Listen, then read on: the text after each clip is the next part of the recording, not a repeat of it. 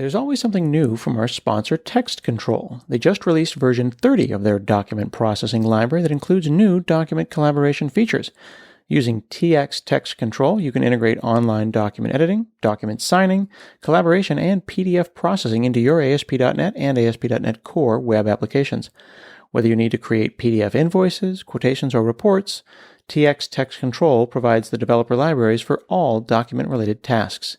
Check out the new features and see their technologies in action by visiting the live demo at demos.textcontrol.com. That's demos.textcontrol.com.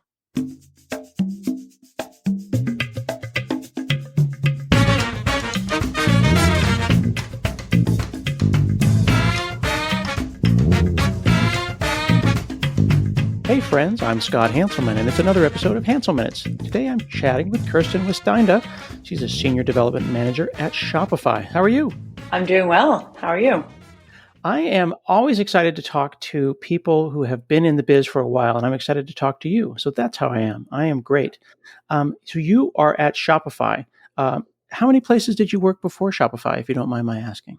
I actually joined Shopify full-time while I was still in school I did 2 internships with Shopify prior to that. So really, it's the only place I've ever technically had a real job. I did 2 internships prior to that at different software companies, but the vast majority of my career has been with Shopify. That's cool. Right now, I think that there's a lot of people excited to get into tech, and there's also a lot of people talking about how to move up in a company. And now that I have just celebrated my 15 years at Microsoft, and now you are coming up on almost 10 at Shopify, do you ever have people coming to you for advice and they want to know why you didn't leave and go to Google or Amazon or one of these FANG companies? Like, I suppose you could if you felt like it. Absolutely. I think it's less and less common to see people staying at companies for as long as the 2 of us have been. And I definitely have lots of chats with people just starting out, both looking for advice on moving up and just getting into the industry and kind of figuring out where they should be focusing. So yes, definitely.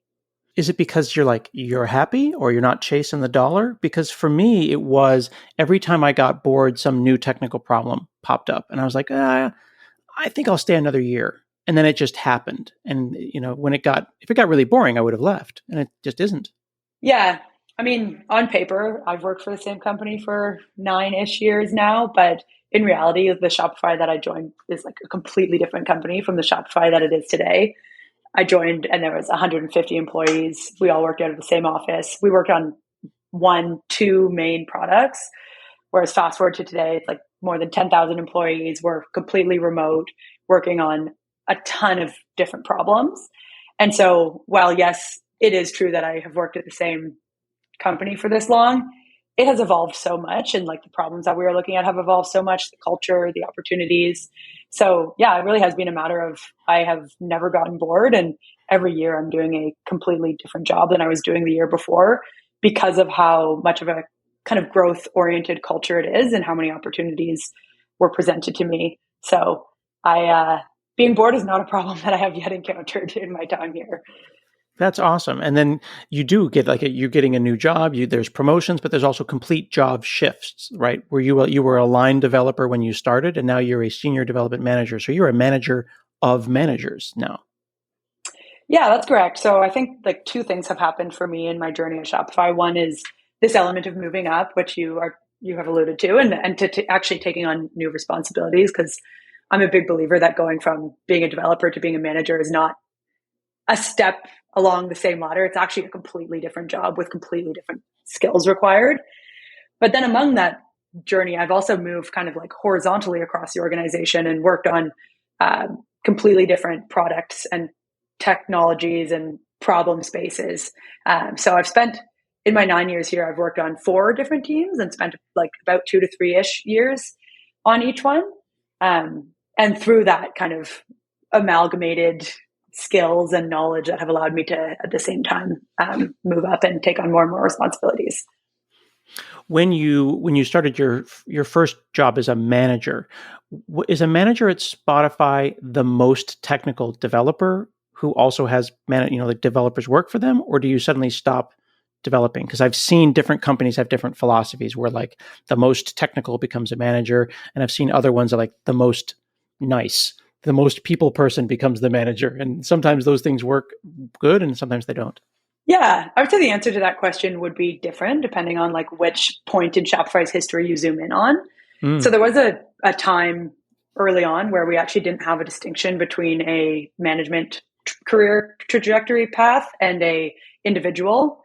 And so the only way to like move up was to become a manager.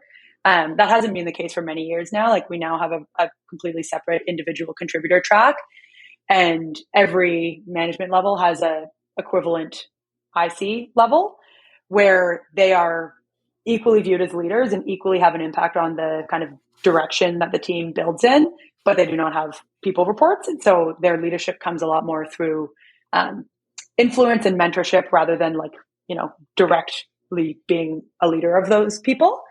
But that said, like managers are still very, very technical people at Shopify. And, we are expected to understand the work that our team does and have an opinion about it. And often are in a unique position to be able to help guide the technical strategy because of the different vantage point of like what we are building towards. And often because of the like increased amount of collaboration we have with different parts of the organization. So we can sometimes see things that might become a problem that the team who's more focused on the technical implementation might not see. But I also think that there's an element of like situational leadership to be taken into account here. Like I've been in positions where my team might be like fairly new to Shopify or skewed on the fairly junior side. And the way that I can best support them is by being in the weeds with them, leading them technically, giving them feedback on their PRs and on their designs. And there have been other times where I've been leading teams of extremely senior individuals who I completely trust their technical judgment. And the best thing that I can do is kind of leave them be and let them make the decisions while making sure that they have the context that they need to make the right decisions. So I guess the answer is it depends. No, but what I heard you say, though, is that it's about situational leadership. And a good leader knows when to jump in and say, I'm needed in the trenches. And a good leader needs to know, I think this group knows what they're doing. I'll do some blocking and tackling. I'll make sure that they have what I call executive air cover so that they can go and do the thing that they need to do without any threats of being shut down or being blocked. And you've done both of those roles, which is super interesting. It also seems very progressive that Shopify recognizes that individual contributors don't always want to be people managers, and that feeling that someone has of like, well, I guess I just be a senior engineer forever, or I become a manager. And that's a very uncomfortable fork in the road. And I don't think anyone should have to make that decision. Yeah. And I think that we have landed here because we didn't necessarily get it right in the beginning. And I think it's a pitfall that a lot of companies fall into. But I think many of us have had the experience of having a manager who like clearly doesn't want to be a manager. And obviously that's not the best. And I think when you do have a manager who it's actually a skill set that they are working at and that they are intentionally building and that they really do have the kind of like skills and interests to support you in your career development, it can make such a difference. So like we have really found that was one of the most important things we did to support the overall kind of like career development of people at Shopify. Mm-hmm. One of the other things that I find really confusing as someone who lives in the Pacific Northwest is that and I'm making a generalization here, even though I know you're in Canada, that the company, I think, is it based in the Bay? Is Shopify a Bay Area company? Is that a fair statement, or are you a Canadian company? No, it's actually founded in Ottawa, Ontario, in Canada by two German people. So did not know that. Well, my apologies. Yeah. But my question is this title thing. Every company is different. We have to go to levels.fyi to figure out the mapping. Because you had said during our chat before the show started about the rank of staff engineer. And I was like, I don't know what that means. Is there a standardized, how do you all decide, like senior and staff? And could you maybe explain the ranks a little bit? Absolutely, yeah. So at Shopify, we have interns are typically how we get kind of like entry-level talent in. And then we have what we call like grad developers. So those are kind of the newer to the workforce. And then just regular developers, senior developers. And after senior developer, that is where the split happens between either the manager or the individual contributor track. And so if you do go down the individual contributor track, that's where staff developers come in. So that's a level above senior. And staff developers are the exact same level as a development manager. They get paid with the same compensation framework. They are expected to have the same scope of impact, albeit in very different ways. And then, you continue to go up. We have a senior staff developer after that, which maps to a senior development manager on the individual contributor track. And then we have principal developers, which map to directors on the people track. And then we have what we call distinguished engineers, which we only have very few of at Shopify, and they map to the VP on the people leadership track, which we also have very few of at Shopify. Interesting. Yeah. And folks can go to levels.fyi, just as I have, because for me, it was really fascinating to learn that a principal developer at a Google or an Amazon or a Shopify is very highly ranked. Like, it's almost a distinguished engineer. It's a very technical leadership position, which is a slightly different role than the same title, principal at Microsoft. And that kind of currency conversion, the titles currency conversion, for lack of a better word, is always very confusing. But do you all base those kind of ranks on simply years in the work? Or how does someone come into the company and you go, yeah, they feel like a senior, or yeah, they feel like a staff? Yeah, years in the industry can be a good indicator, but it doesn't always map directly to things. Like, some individuals will work in super high growth environments or will have had like a very wide variety of experiences in a short amount of time and can deliver impact at, say, a staff level in ways that someone who maybe has worked in a less fast-paced environment for 10 years and who hasn't been as kind of like learning and growth oriented could. So for us, like, years in the industry can be like a helpful input to figure out where to start, but it's not at all like a be all end all. We have pretty clearly defined job level frameworks. And then we also have, I guess, like almost things to look for throughout the interview process to help us figure out leveling. And so some of our interviews are kind of like, talk about a project that you have worked on recently that you know really well. And we can kind of figure out by the depth that they're able to talk about the problem, and also by the scope of their impact, like how much do they talk about their kind of specific little area of the project versus the overall project, and kind of like how they worked across the different stakeholders or organizations. So a lot of it is just about the scope of the impact that we believe that they will be able to have. And our interview process is like very much set up to glean those things along the way.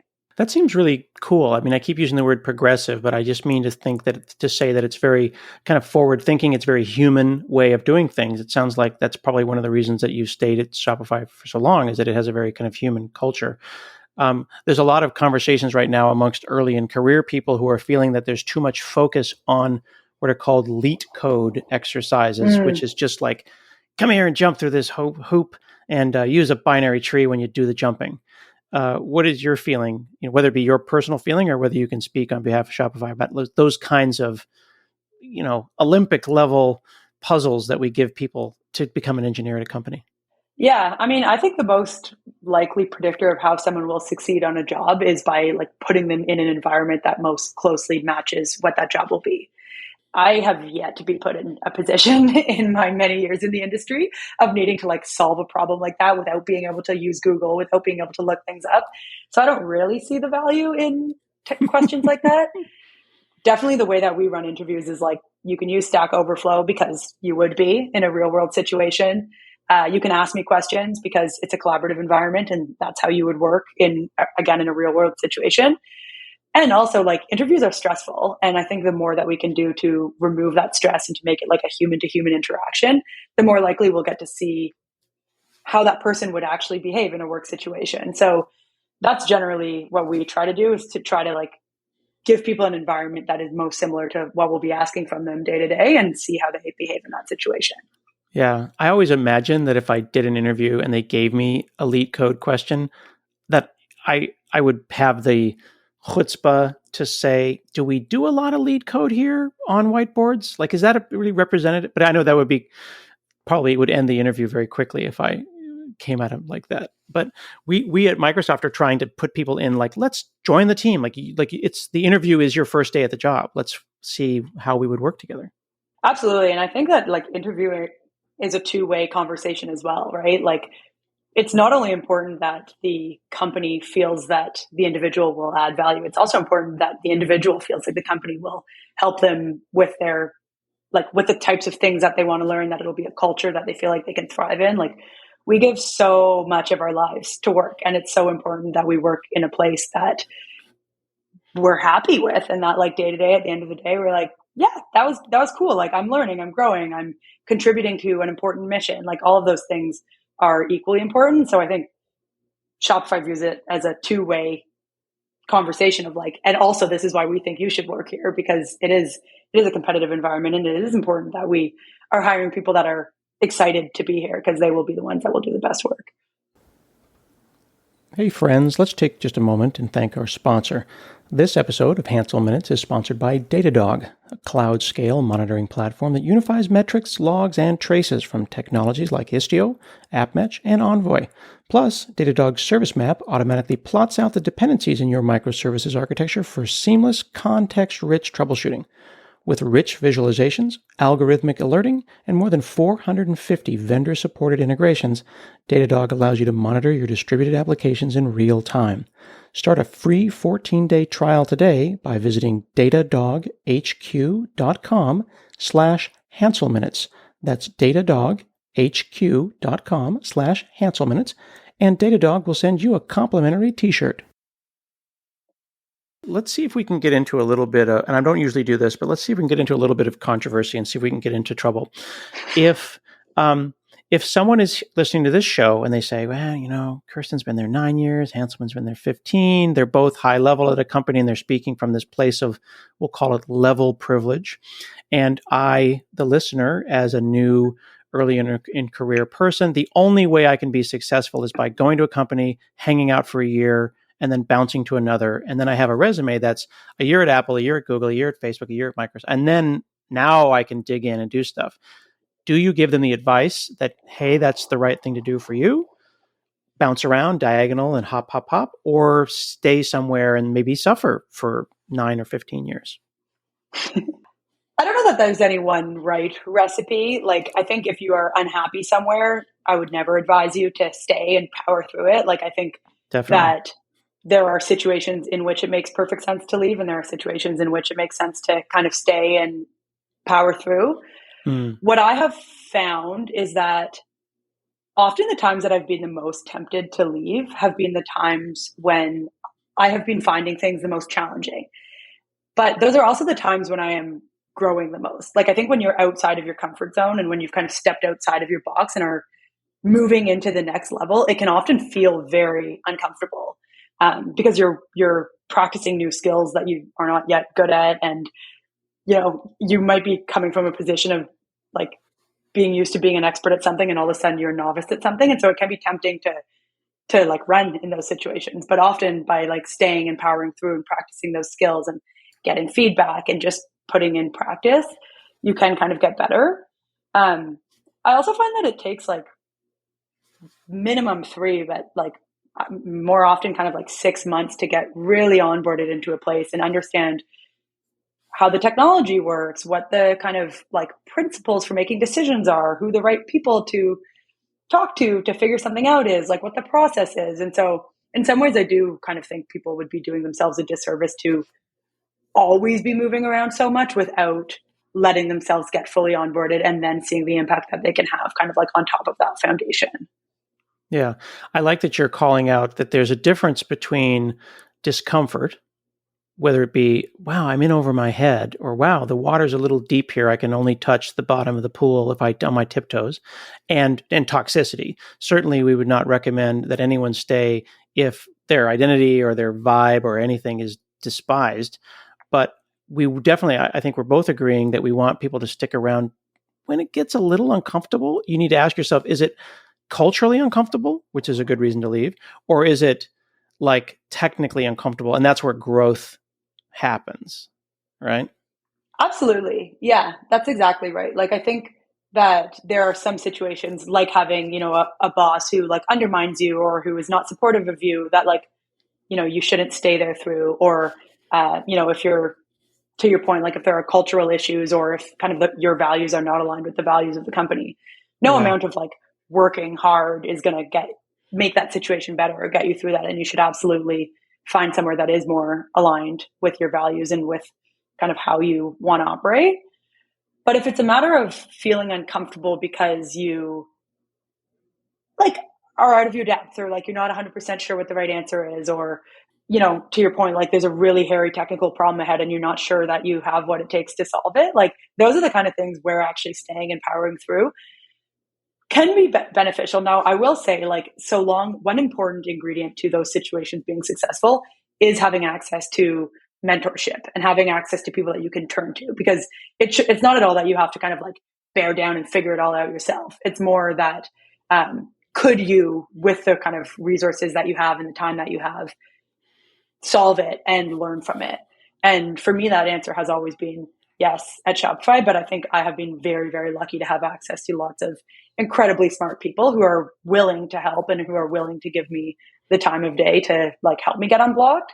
So I think that's another important ingredient too. Like if there is a technical challenge ahead of you that you do feel overwhelmed about and you don't know how to solve, like, and you don't have any support to solve it, that could lead to a different outcome. That is a really good call out. I appreciate that, because what you're saying is that the being faced with an incredibly difficult technical challenge and being alone at night in a dark room on a Wednesday, and you've already put 40 hours in that week and it's already Wednesday and there's nobody to call, that's not a healthy environment. But if you're like, you know, it's time for me to find my mentor or call the CTO or the chief architect or whatever, like, can you help me through this moment? It's like, I need a life vest. I'm in the deep end and there's no life vest. That's scary. Get out of the pool. So it sounds like you and I have been very fortunate to have technical mentors and guidance. So it's like, you know, it's the deep end, but there's a lifeguard. And because when people say power through, I think in the day that we are now in 2022, a lot of people think that we're saying, suck it up, you know, fortify. Bleh. And that gets into toxic hustle culture. But you and I are really saying, you're safe. It's okay. We want you to succeed in the deep end. We're here if you need anything, just holler. And you've had that culture. And hopefully you're making that culture now as a manager of managers at Spotify for your new people. Yeah, and that's exactly right. And you asked me earlier on in our conversation, like, do people often come to you and kind of ask for advice on how to join the workforce and how to move up? And that's actually always my number one piece of advice is like, early on, you should be optimizing for learning and you should be looking for places where mentorship is part of the culture and is part of the expectations of developers at every level, and where teaching is a craft and is something that is valued, and where you really will have access to resources to kind of help you level up and grow. Because sure, like if you write code for 5 years, you're going to learn something. Like if you write it alone in a room for 5 years, you're for sure going to learn something.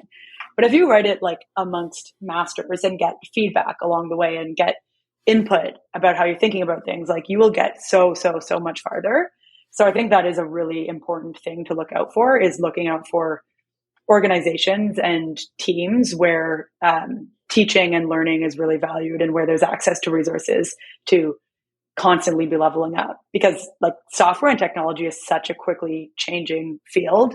And it is one of those things where you don't like level up because you know everything. You level up because you've acquired the skills to learn quickly. Oh my goodness. That right there. I just need people to get that, because you and I have been in tech for a long time because we weren't chased out. We were mentored and we're here. And the reason that we know more than you, theoretical listener, is simply because we've seen a bunch of stuff and we were given the space to fail, right? And you weren't like fired when you failed. You're like, oh, well, you learned and now you'll know. We've seen some stuff, you know, I've seen some things. I'm sure that that's the same thing. You know where all the bodies are buried at Shopify. Yeah, but that brings up a really good point. Another thing to look out for, like in finding which companies you can kind of grow within, is look at how they approach failure. Like, is failure something that is like swept under the rug and that no one talks about? Or is it something that is celebrated and leaders get up and share like about this big mistake that I made? Because you learn the same amount from wins as failures, and arguably maybe more from failures. And so I think when there are cultures of not blaming individuals, but looking at situations and figuring out what can be gleaned from it, I think that is also super key to accelerating learning. Mm-hmm. So you all have been working on a specific problem. I mean, many problems, of course. You said you've worked at 4 or 5 different things at Shopify, but a specific problem was deconstructing a monolith. The monolith, I'm assuming, was Shopify itself. Kind of became we would call it the big ball of mud. Like it's just a big thing. And you've been taking that apart since what, 2016 now? Yeah. We initially realized that we needed to do something in 2016, and the efforts kind of kicked off in earnest in 2017 after some initial investigation and planning. But yeah, for the last, gosh, what year is it? For the last 6 years, I guess, we've been on a mission to what we call componentize our monolith. So typically, monoliths struggle from the fact that, to your point, they're a big ball of mud. There's no boundaries between things. And on the extreme opposite end of the spectrum, you have microservices where they're completely separate deployment units and they have very hard boundaries and communication happens across an API. We kind of settled for something more like in the middle. We call it a modular monolith, which is basically the idea of defining subdomains within a monolith and then putting up some sort of boundaries between them. So it is still technically a monolith in the sense that it is one deployment unit, one set of infrastructure, all the code lives in one code base, but there are clearly defined subdomains and clearly defined boundaries that the different subdomains have to respect to communicate with each other, essentially. Mm-hmm. And you didn't go all the way. Like you didn't just move the slider bar from ball of mud to a bunch of microservices just because it was in vogue, right? Because there's value in a monolith. We had Roberta Arcoverde, who is a developer engineering manager at Stack Overflow, on the show a while back. And they are happily a monolith, and you check out all of Stack Overflow and you build it and it works nicely. What was the reason? What was the pain, though, like to take this giant Ruby on Rails application that was Shopify and to break it up? Why bother? Yeah. So in 2016, we had kind of reached a scale where there were, at that point, like hundreds of developers working in this main monolith. At this point now, we're talking about thousands. And because of how like our teams are structured around more focused domains. And so, if you're a developer at Shopify, like maybe you work on payments or maybe you work on shipping, but we don't necessarily want you to have all of the context about how the entire system works to be able to make an effective change in the like payment domain. But because of how like intertwined all the different pieces were, often if you were adding code, let's continue with the payments example, in that domain and you ran the tests, all of a sudden like checkout was broken somehow. And so we really wanted to make sure that like it felt like people were working in a smaller code base, in the sense that they only had to understand in depth how their little piece of the world worked. And they didn't have to pull on all of these strings to find out why a certain test was breaking or why certain functionality in another area had broken. And so really it was about like velocity and enjoyment of working in the code base. Like it was taking longer and longer to build features of the same complexity. And often like to add a new piece of functionality, you'd have to do so much upfront refactoring to even like disentangle things enough to be able to add new functionality. So it was a lot about trying to kind of like make the overall code base feel like a collection of smaller worlds rather than one large world that you had to understand the entirety of, which just was not possible for any one developer. Yeah. It's cool also that you called out the developer enjoyment. Like, it's just not fun to work in this code base. We should do something. Like, that's a perfectly reasonable thing to measure and to look at. Yeah. Actually, like the main impetus for kicking this off was we have an annual, we call it the developer happiness survey, that we send out to all the developers at Shopify, and it asks about things like satisfaction with tooling and with our infrastructure, and like it's quite a comprehensive survey. But one of the main things that really woke us up to like, okay, we need to do something here, was a clear decline year over year in how, yeah, to your point, like how much enjoyment people were finding in working in the code base. And forgive my ignorance, I'm a statically typed like developer. I tend to do things in C# or TypeScript. Is it still true that on Ruby on Rails, because you don't have that ability to like compile and know that it's going to fail if I rename a function, you cover that with tests, and that's how you know that something broke? Essentially, yes. Yeah, like through testing and through, we call it top hatting. I don't actually know if that's an industry term, but like through verifying your functionality locally. There are obviously like syntactic sugar, like if you spell something wrong and it doesn't Sure. know what you're referring to, like it'll call that out for you. But yeah, a lot of how changes are validated is done through testing and through actually just like running the code.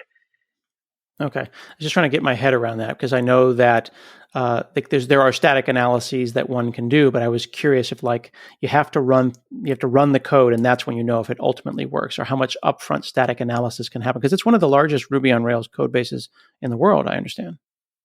Yeah, that's right. There is a good amount of upfront static analysis. Like it is rare that you will come across a basic or obvious error while you're testing things. But of course, we do always want that to kind of like good, solid test coverage and also validation of our features.